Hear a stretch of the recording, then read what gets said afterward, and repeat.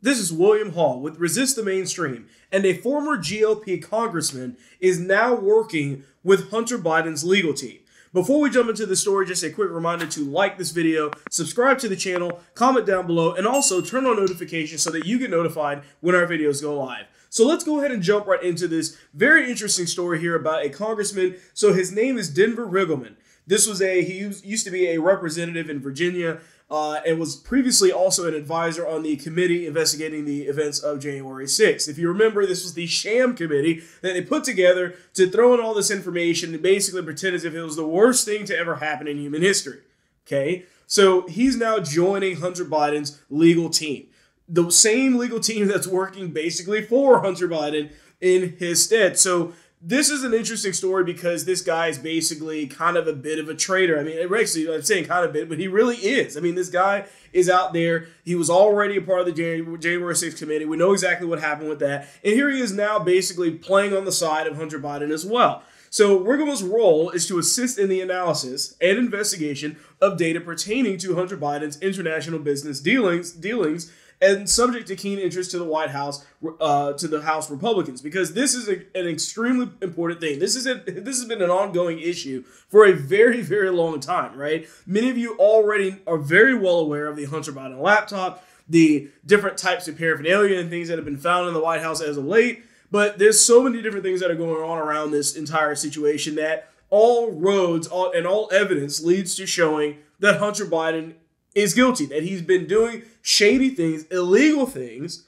but yet no one wants to do anything about it. Nobody wants to touch him. I wonder why that is, right? Now, if this whole situation was even remotely flipped to Trump's side or had anything to do with Trump's family, we already know how that would go. We know that this investigation, they would have torn down everything. They've already invaded Mar-a-Lago. Let alone if he was actually still in the White House and everything. This would be international news. You would never be able to not see this story. But yet, here we are, where you barely see anything about this. You barely hear anything about Hunter.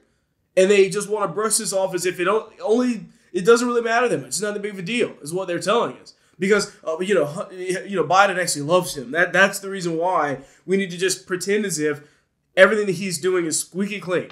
When that's a complete lie. So going on with the story here.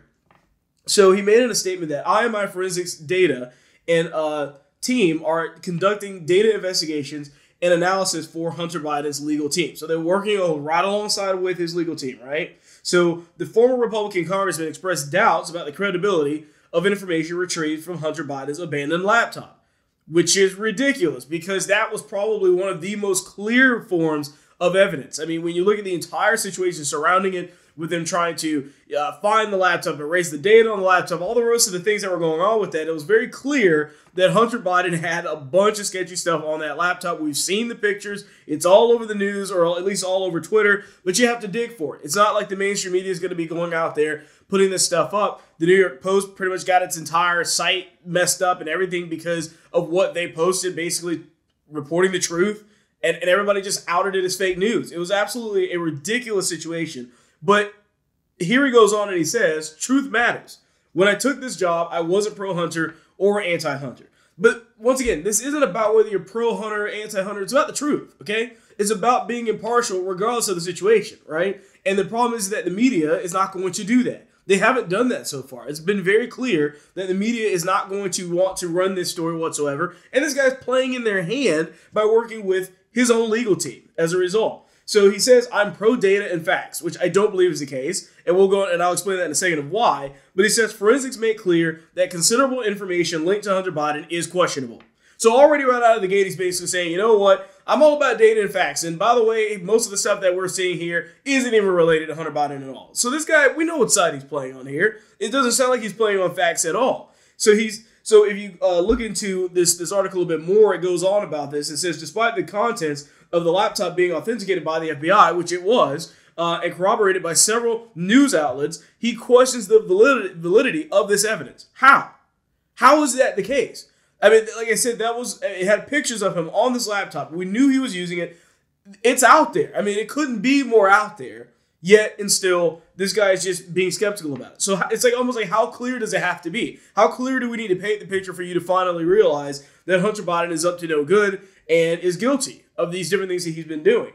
So this is, by the way, the same laptop that informed numerous reports of Hunter Biden leveraging his family's political standings, if you recall that, the big guy, the 10%, all that stuff like that, to his overseas business, because he was working with these different companies and everything, using his name to basically get on the board, getting paid all this money.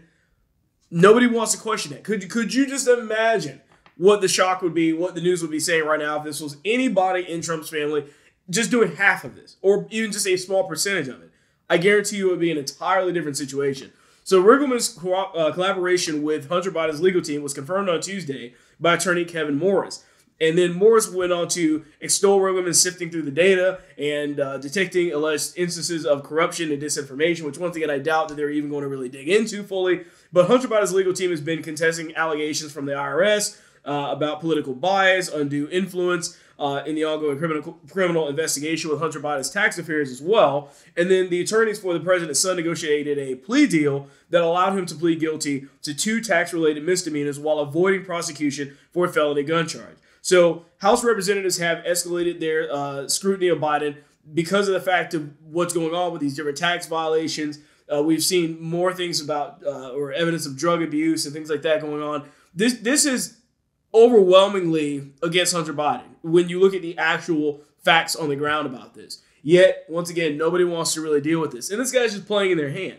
So, by the way, just to give you another just kind of additional thing that this guy was doing. So, for July 4th, guess who he was spending time with? Hunter Biden's legal team, okay? So, he was actually spotted celebrating July 4th with Hunter Biden's legal team. This is not a guy that's going to actually do his due diligence. It doesn't matter what he's saying.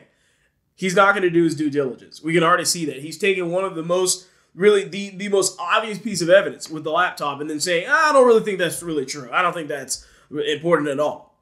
We're just going to ignore that part really quick. Okay, I don't trust this guy for anything else, but let me know what you think. Let us know down in the comments. Do you think this guy is going to really investigate at all? Is he really going to uncover anything different? Is he just playing on the side of the Democrats, which is really honestly what's happening? Let us know down in the comments what you think. Remember to like, share this video out so that people can know what's going on in the news, because the mainstream media is not covering this kind of stuff.